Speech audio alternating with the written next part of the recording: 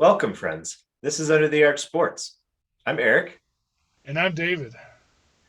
and today we're going to take a look at Mizzou's next game against the Texas A&M Aggies. Before we begin, make sure you subscribe to our YouTube channel and find us on Facebook and Instagram. Yeah, so here we are, and quick note, David, this is my final video in England. Moving back to America this week. So, Under the Arch, live from the United States, coming soon. Yeah, I bet you're looking forward to getting some real home cooking. Oh, Get away from that fish and chips over there. yeah. I'm looking forward to it. Obviously. Now, taking a look at this game, Mizzou and Texas A&M. Yeah, we looked at the line for Vegas, and we both saw the same thing right off the bat. Mizzou opened up as a 9-point underdog. I was thinking it would be about 15 to 20, somewhere in there. That seems very low, but it's moved even lower. It's moved to 8.5 as of us filming this anyway. And that means people are betting on Mizzou. The only way I can think about that happening is people anticipating a trap game. Yeah, I mean, you're coming off a game with your backup quarterback playing as well as he did, and your whole team just stepping up and knocking off Alabama in front of 106,000 night game at home. Turn around to come to Mizzou for an 11 a.m. probably half empty stadium uh, to play. I mean, not knocking Mizzou or anything, but I don't know if A&M will be pumped. Then again, they might use this as a springboard and launch them into a position to try to take on the SEC West. Who knows? Yeah, and it's worth noting, talking about the spread, that Mizzou is one of 3 teams that is winless against the spread this season. Those other 2 teams, along with Mizzou, is Clemson, which is kind of random, and then Kansas, which makes total sense. But yeah, Mizzou has not covered this season. So if you're thinking of putting some money down, that might be worth keeping in mind. Taking a look at the matchup here, I think let's talk about Mizzou offense first. Going back to the North Texas game, they put up 31 points in the first half. You know what you're getting with Tyler Beatty, and as we were discussing a couple minutes ago, with Connor Bazelak, the deep ball, it's time to accept it's just not going to be there with any consistency this season. Yeah, I mean, I was looking at a spread chart for that game. Uh, when throwing the ball within 10 yards, he's 10 for 14, at least against North Texas. Between the 10 and 20 yard area, he was 2 for 3, which is actually not bad. But 20 plus yards, he was 1 for 4. And 3 of those passes were not even close. So he's not going to be able to hit the deep ball, especially consistently. And it looks like the majority of the play calls are within 5 or 10 yards. So you're not looking at deep pass plays. So essentially what that tells me is you're relying on Brady or Beatty to get 3 or 4 yards every time he runs the ball, and you're hoping for a 5 yard pass downfield for a first down, things like that, or you're calling bubble screens and sideline passes, hoping your receivers can make plays. There was a lot of that with Mookie Cooper.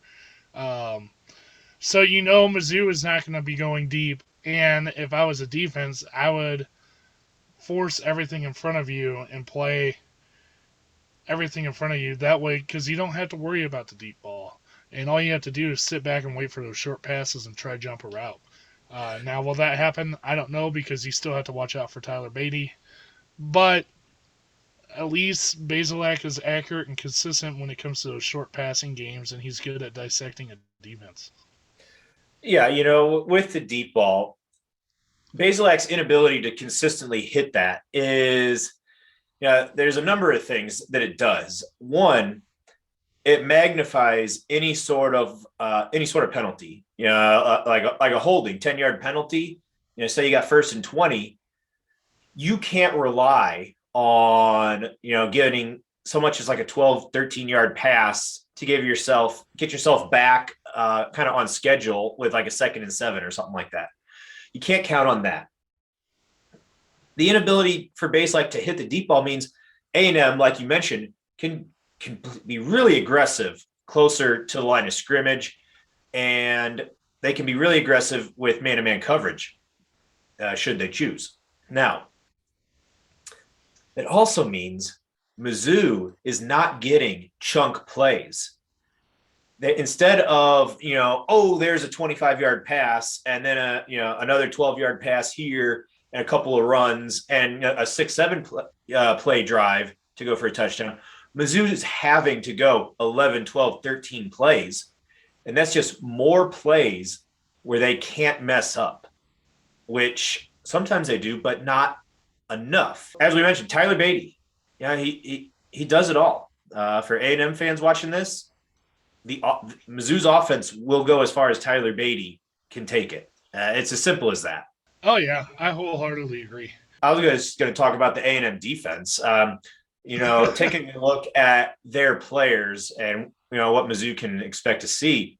The leading tackler is actually a safety, Antonio Johnson. Might be a familiar name to some. He is from East St. Louis. Former Flyer. Aaron Hansford is the linebacker. He's got 45 tackles of his own. Those two are neck and neck for the team lead. They've kind of got some distance on anybody else on the team. So expect to hear those names a lot, in particular in the running game. Texas A&M, their secondary isn't necessarily bad, but they're not picking off a lot of balls. They've only got 5 interceptions on the season. So if Connor Bazelak can, avoid making throws off of his back foot and maybe, classic mistakes that a quarterback can make, there's an opportunity for him to have a clean game, which is vital. It's also vital that the offensive line give Bazelak time so that he's not running for his life and being forced into awful throws. They'll be going up against a Texas A&M defensive line that's averaging a shade over 3 sacks a game. They're led by DeMarvin Leal and Michael Clemens, a pair of defensive linemen with 4.5 and 3.5 sacks, respectively. So those will be the guys to keep an eye on the Aggies' defensive line, particularly when Mizzou is throwing. Now, David, Mizzou being competitive in this game, let alone winning it, is entirely on the run defense. And when Texas A&M has the ball, that's really as simple as that. Yeah, I mean, talking our defense against North Texas, they did a better job getting off their blocks and making stops in the first half of the game. Coverage was pretty solid in the first half of the game. Basically, they did everything you would want them to do. But again, you're talking about a North Texas team that wasn't prolific on offense and had their own issues offensively. So, I mean, I take that with a complete grain of salt. Plus, I also look at what I saw the second half of the game, where maybe they kind of took a step off the gas pedal, if you will. But the concerning thing to me was you were still seeing some major blown coverages, especially when it came to delayed routes with your tight end or running back running a wheel route hidden. Nobody's there to pick them up. There were 3 different plays where they had a guy wide open and he just walked right into the end zone because nobody was around to even bat an eye at them.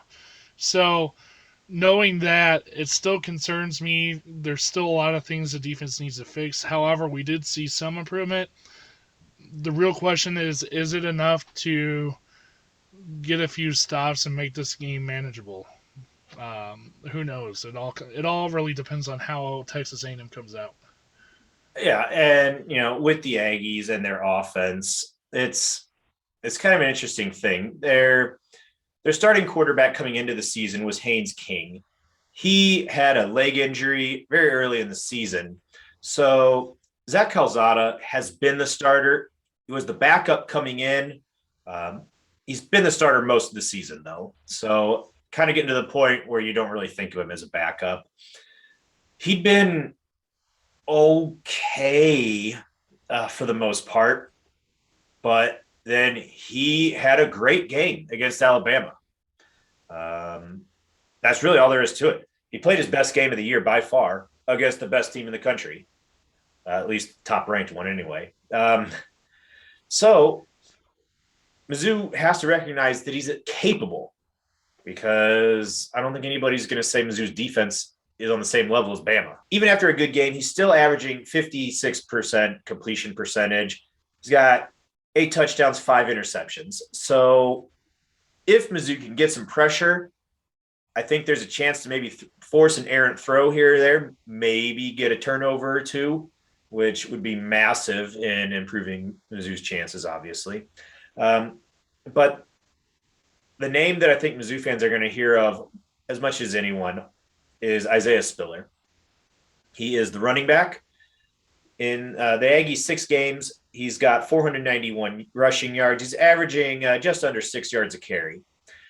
And yeah, I think Mizzou is going to see a lot of him. I would be surprised if Spiller did not have 20-plus carries. It's interesting with the Mizzou run defense. There were some changes, frankly, because guys weren't performing. Blaze Aldridge, the linebacker, got benched, and Chad Bailey, Jamie Petway had a lot more playing time, and it kind of worked. The offense gave up 7 points in the first half. And then, like you said, they took their foot off the gas, I think. And then, it was kind of rough in the second half. But the first half, they weren't world beaters, but they looked somewhat representative of an SEC defense. Yeah, another player to keep an eye on who I enjoyed watching during that North Texas game was Wingo on the line. He's a freshman. He's definitely going to be the future of the defense. He made some really good plays in that game and surprisingly had a lot of speed. I was not expecting that. Yeah. Yeah, so for Aggies fans watching this, Mekhi Wingo, true freshman at defensive tackle. Just to give you an idea of Mizzou's talent level and depth and Wingo's potential, he's a true freshman playing D tackle in the SEC. He intercepted a deflected ball and ran it back 40 yards, and he had the speed of a linebacker, I'd say, running that back. It did not look like, fat man interception type thing. He looked like he knew what he was doing, and he looked fast enough to know what he was doing. But he is actually the future for Mizzou on the run. Yeah, he's definitely going to be fun to watch, especially once he gets more muscle. Other than that, what are your predictions for this game? Yeah, we talked about Mizzou against the spread. We talked about the line. It's the quintessential trap game. There is everything in the world pointing to it being a trap game. After beating number 1 Bama in primetime at home, fans rushing the field, everything, and 11 a.m. kickoff in Columbia. The stadium, if it were sold out, would be 40,000 fans less, but Mizzou hasn't drawn 50,000 yet this season. It's going to be a quiet, kind of dreary, very ho-hum kind of atmosphere, at least compared to what the Aggies had last week. And that's before you even talk about the fact that you're going from playing Alabama to Mizzou. So everything points to trap game. It's almost too much. I think it's too obvious. And I think the coaching staff, Jimbo Fisher, I think they're going to be pointing to trap game, trap game, trap game. You're going to let it be a trap game all week. I think the Aggies will come out, maybe not flat, but I think they'll be kind of okay. And I think there'll be enough for Mizzou to hang for a minute. But the Mizzou defense just can't hang. So at the end of the day, I'm going to go 41-26 for the Aggies. Yeah, and since you pretty much said all that, I'm not going to repeat it because I agree with everything you said. The thing I'll mention that we mentioned early in the program is what the 8.5 point spread. Yeah. Um, Mizzou has yet to cover anything this year.